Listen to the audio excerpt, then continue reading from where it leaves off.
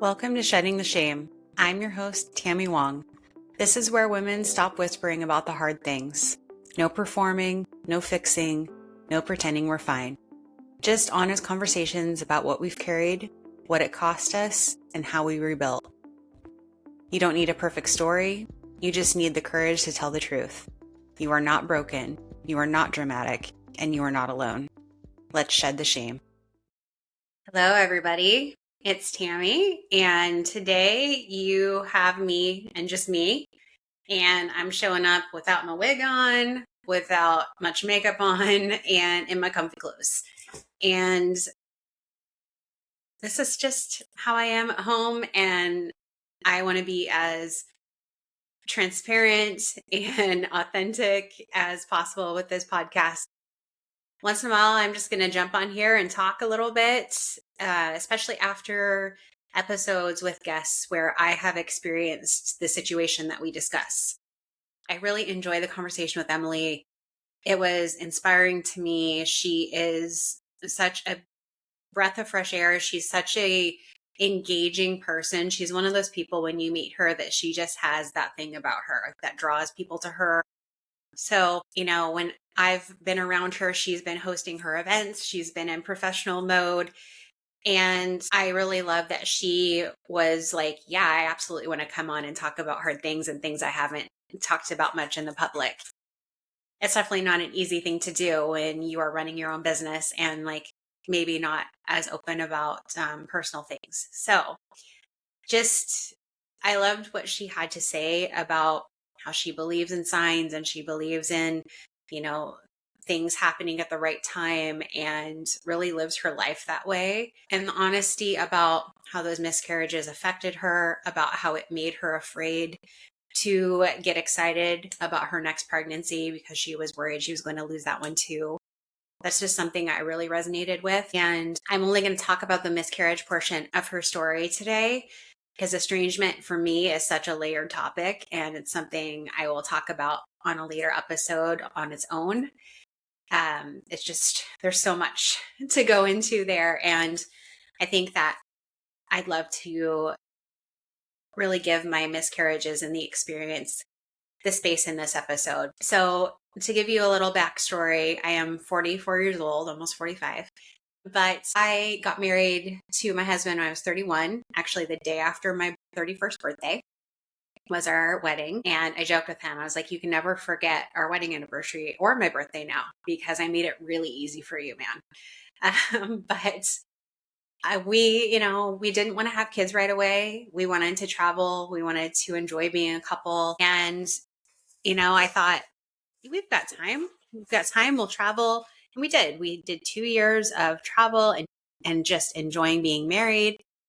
And I don't regret that for a minute because I didn't get to travel internationally growing up. There were so many places I wanted to see. And those 2 years, we really did travel and saw some amazing places together and made wonderful memories. So when I was 33, we decided we were going to start trying. And most of my friends at the time were getting pregnant really easily.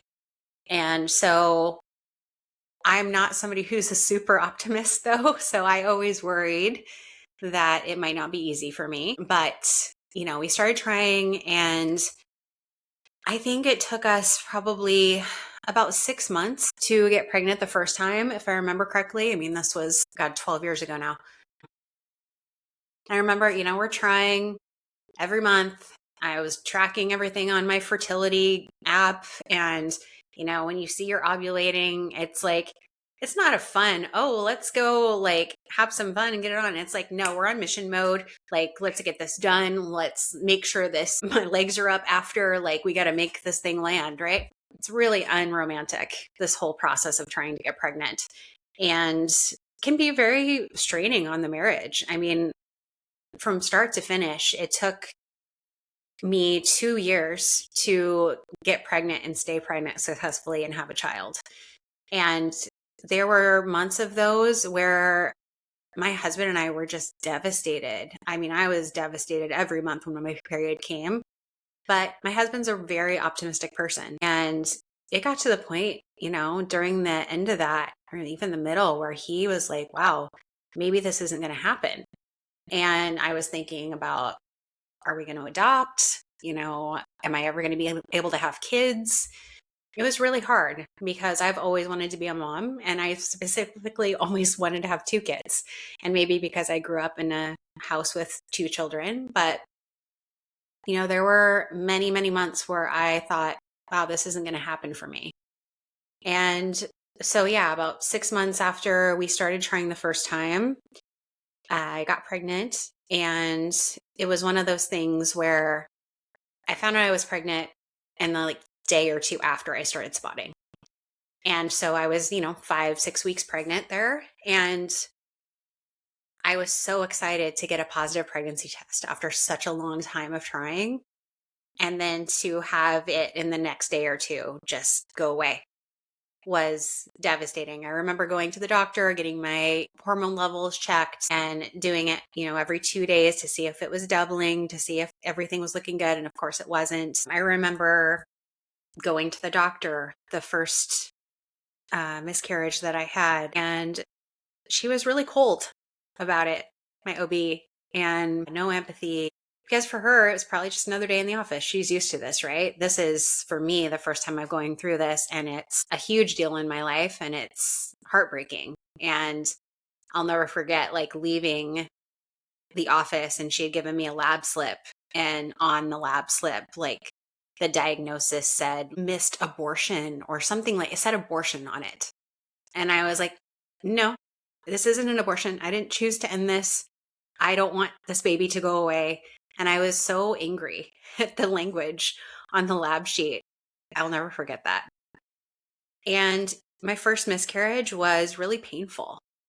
So, I expected I was going to bleed, and my doctor basically sent me my way and said, within the next 1 to 2 days, expect that you're going to bleed a lot and it could last for a while.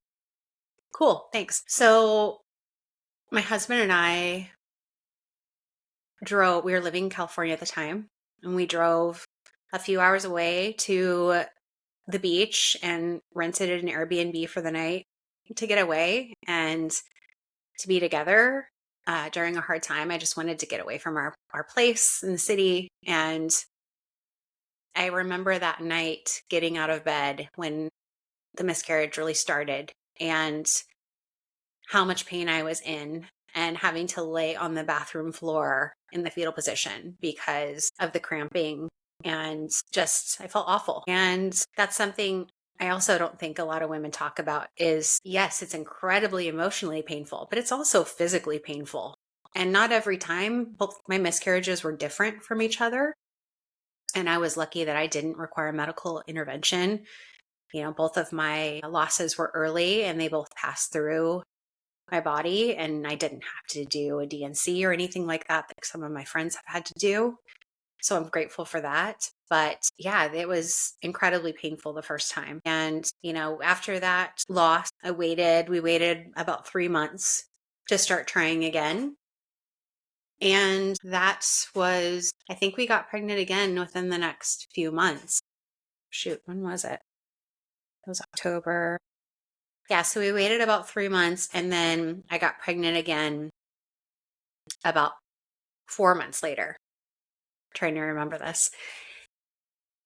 And again, similar experience where I found out I was pregnant, but I already could tell I was spotting a little bit. And so just the dread I felt immediately was like, I know what's coming. It's happening again. And the fear of what's wrong with my body. Why is it betraying me? Anger, depression, so many sad emotions, and the loss of control with my body. The second miscarriage was not painful at all, and was just, a lot of blood as it is, and passing everything through your body. And what followed that was so many tests, trying to figure out why this was happening. My husband got some tests. I got 12 vials of blood taken to try to figure out what was going on. Funny enough, that's when I found out I have Hashimoto's. No one bothered to tell me before that. I have hypothyroidism, and I've known that since I was 19. But who knows when I was also diagnosed with Hashimoto's and no doctor bothered to tell me. So that was flagged at that point, looking at my antibodies, things like that. And a slight clotting disorder, I think, was found at the time, but nothing that was glaring like, this is why. And so while there was some comfort in knowing there wasn't anything seriously wrong with me, there was also like, okay, but why is this still happening twice in a row? And, is this going to keep happening? And if it is, I don't think I can keep doing this because it's just breaking my heart each time. So from there, I took 3 months off of trying to get pregnant, of thinking about getting pregnant. I focused on going to the gym. I drank more wine because I had been limiting my alcohol while I was trying to get pregnant. I was like, well, fuck it. I'm going to drink some wine and enjoy my life and not stress about this like I have every day for the last year plus. And my husband and I decided we'd do acupuncture and try that out for fertility. I'd get massages. I'd do things to try to bring my stress levels down. And we went to this woman, I'll never forget her name, Dr. Song, in Burlingame, California. I don't know if she's still there, but to this day, I credit her with me getting pregnant and staying pregnant. I had done fertility acupuncture a couple other places, and they didn't really seem like they knew what they were doing. So I found her. She was just legit old school, did the cupping, did the acupuncture, did the herbs, did the millet, did everything, right? And my husband and I started going together to get acupuncture once a week. And we were doing that for a month. And I found out I was pregnant with what is now my oldest daughter. And so getting that, leading up to that positive test, my husband and I decided, a month or so before, our doctor had referred us to a fertility clinic and a fertility doctor. And we were going to explore doing IUI, which is intrauterine insertion, or I don't even remember what it's called, but IUI. And that's kind of the first step before IVF, and was a little bit less expensive, less invasive, less process, all of that. So, I went to the classes, I learned how to inject myself with the needles, and we had gotten the, supplies, the prescriptions, all the things that I was going to have to do on certain days of my cycle in order to, produce hopefully a good egg and all the things. And it was sitting in my fridge because you had to refrigerate it. And it was sitting in my fridge for me to start doing the process the next day. And it was a Monday, I'm pretty sure. And that Sunday, I was like, I feel like I might be pregnant. And I took a test, and shockingly, it was positive. And I was like, what do I do? I'm supposed to start taking these drugs tomorrow. Am I going to just lose this one like every other one? Like, what do I do? So I call my doctor, and she's, of course, like, no, don't take the drugs. Like, let's see what happens. And shockingly, that pregnancy held. And I really do believe the acupuncture was a reason why. And me actually taking time for myself and de-stressing and not focusing a brain cell on getting pregnant. And so I had a great pregnancy. It was like I was doing spin up till 8 months. I was super active. I felt great. I, gained, I think, like 24 pounds. Like I felt really good. And then 2 weeks before my due date, I was, walking downtown getting coffee. I was supposed to go on maternity leave the next day. So I had been working from home that day. Felt fine, met a friend for coffee, went back to our house. Eric had made me dinner, and I felt awful. And I was like, something is wrong. I think I'm in labor. And ended up, we went to the hospital. 13 hours later, Isla was born via emergency C-section. It was wild. My placenta had stopped working. It was green when they took it out. Like, it was wild. She was 4.5 pounds, and we had been told she would be over 6 pounds based on scans, but she was healthy, and we were super lucky. And, settled into becoming a family of 3. And at that point, we talked a little bit about another kid, after a few months. And I said, you know what? I need to wait until Isla's 18 months old before I can decide if I want to do this again. If I want to put myself through trying to get pregnant again, because it was so devastating and hard on me the first time, that if I have to go through that process again, and if I have another loss, like, I can't do it. We're going to have to stop. Like, we'll just be a 1-kid family, and that's going to be okay. And so, yeah, 18 months after Ella was born, we talked. We decided we do want to have another kid. And at the time, we're living in California, and we knew we were wanting to move up to Canada. And so we hatched this plan that, like, oh, we'll move up in the summer, and I'll find a job so that by the time I have the baby, I have earned maternity leave, a year-long maternity leave in Canada, which is like the dream when you live in the US. And so we're like, yeah, that's great. We'll do that. So we come up to Vancouver for Christmas, and we stay in an Airbnb, and we hadn't even started trying yet. We were like not actively trying because we had this whole plan. We ended up getting pregnant on that trip. Did not plan it, wasn't looking at my cycles, nothing. And I was completely shocked.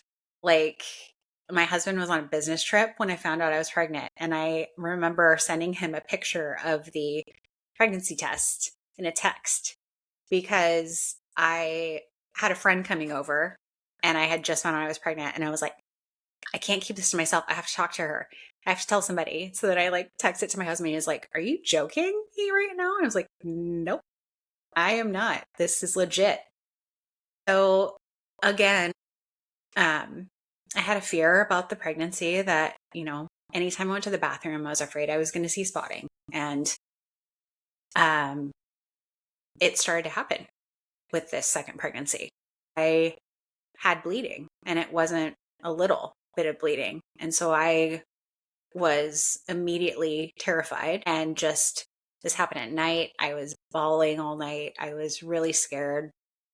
I called my doctor, went in, see her the next morning, did an ultrasound, and found that the baby was fine and she could find the baby. But the baby was on a hematoma, I believe it was. I was basically having a bit of a hemorrhage because the baby was laying on, was attached to a sack of blood. And it's not an uncommon thing that happens. Okay. I literally just had to look it up because I was like, this is going to bother me if I can't say this correctly. I had a subchorionic hematoma, which is a common, often benign collection of blood between the uterine wall and the chorionic membrane, or the placenta, in early pregnancy, causing vaginal bleeding or spotting in the first trimester. So that is what was happening. But because of my history, I was convinced I was having another miscarriage. And so while the doctor was able to put me at ease that it wasn't a miscarriage, it was like, okay, well, you need to go on modified bed rest until the bleeding stops. No travel. I had to cancel a work trip. And I had to tell them really early in my pregnancy that I was pregnant, because I had to cancel this work trip and couldn't just be like, oh, I just can't go. And I was really scared that I was going to lose that baby. Luckily, the hemorrhage and the hematoma resolved. I think it was about 12 weeks it resolved, and that's kind of common. And unfortunately, that wasn't the last issue I had with the pregnancy. It was one of those pregnancies that if that had been my first pregnancy, I probably wouldn't have tried the second time. I had gestational diabetes. I had low amniotic fluid. I had to do weekly stress tests toward the end. I had severe pubic symphysis pain to where I could barely walk. And I had to walk because I had gestational diabetes. So I had to walk after every meal, and it was so painful. But it was just, the things that our bodies go through when we're pregnant, we are freaking superhuman. It's amazing. But, I was really blessed to have, in the end, 2 healthy daughters. And I'm grateful every day that I was able to have those babies, because it really was not guaranteed. And I really thought several times, like, I'm never going to be a mom.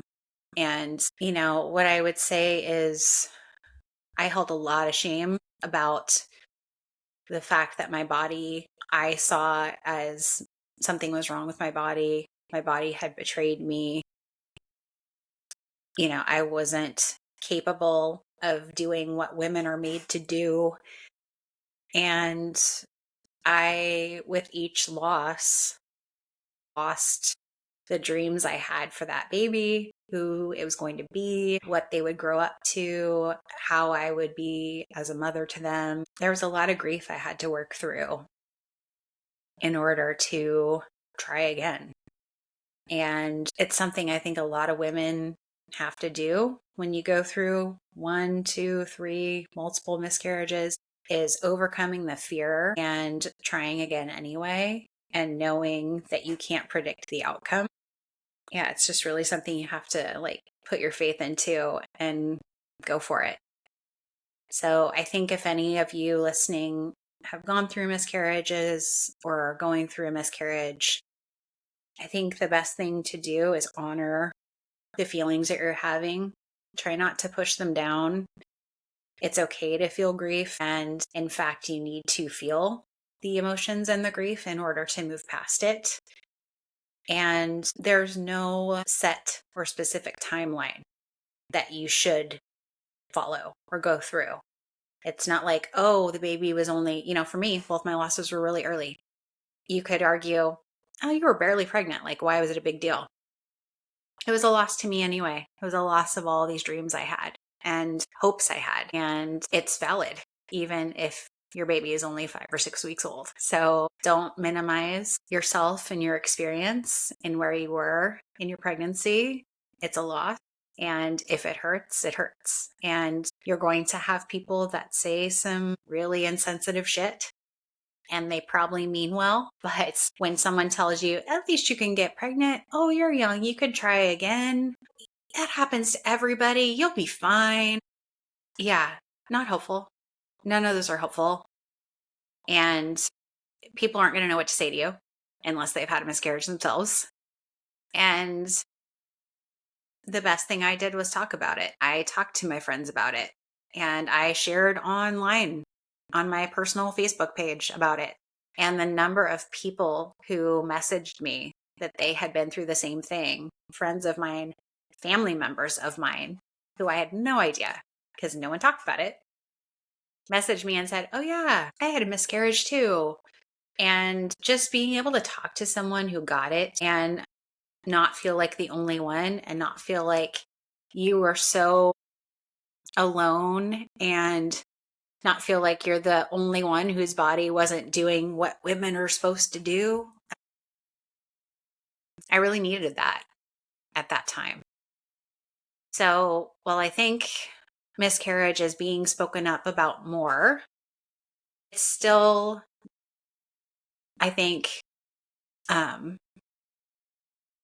it's still misunderstood how common it is. So just know, if you're going through this, that you are far from the only one, that I guarantee you at least one of your friends or family members has been through it. And find somebody that you trust, that's a safe space that you can talk to about it, and let it out, and don't be hard on yourself. And know that it will get less painful at some point. The pain for me lasted a long time.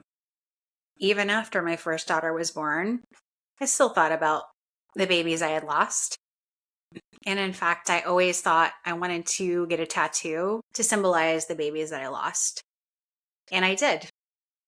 A few years ago, I went and got a tattoo that's on my left forearm that is of 2 birds flying and 2 birds on a branch. And the birds that are flying symbolize the babies that I lost, and the birds on the branch symbolize the girls that I have.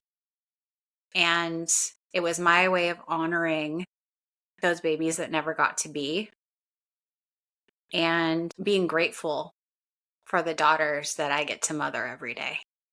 And I truly couldn't imagine my life without the daughters that I had. And as much as I would have punched you in the face and hated you if you've said everything happens for a reason, which other people will say to you. I can now look back and feel that way and feel at peace with the fact that I had those losses. But it definitely was a process and a journey. So if you're on that right now, just be kind to yourself. Know that you are strong. Know that you have people in your life who want to support you, and let them. It's okay to need people. It's okay to lean on people. And that's what community is all about. That's what we're made to do as humans. And, as I say in my intro, like, there is no wrapped up bow to this. There's no perfect, way I'm going to wrap up some of these episodes. I just wanted to speak truthfully about my own experience so that hopefully someone listening feels seen and less alone. And I know that my story does wrap up nicely in a bow because I was able to have children. And yeah, I'm thankful every day for that. And I know that some people won't get that happily ever after. They will try and try and try for years, and that baby will never come. And I wish there was something I could say to take pain away from the people that are listening that have gone through that, because there is nothing I can say. And other than, I'm sorry you went through that, and I wish it had been different for you. Thank you for listening to my ramblings and my story. And if anything in this episode helped you or resonated, and you think it can help someone else, please share it with them as well. Thank you for listening. Bye. Thank you for being here and for listening to another powerful conversation on shedding the shame. If something in today's episode resonated with you, I want you to sit with that. Let it land. Let it remind you that whatever you're carrying, you don't have to carry it quietly. Shame survives in silence. Healing begins when we speak. If this episode moved you, share it with a woman who needs to hear it. Start the conversation. Send the text. Have the brave talk. And if you're ready to stop whispering about your own story, keep coming back. These conversations are just getting started. Until next time, keep telling the truth, keep taking up space, and keep shedding the shame.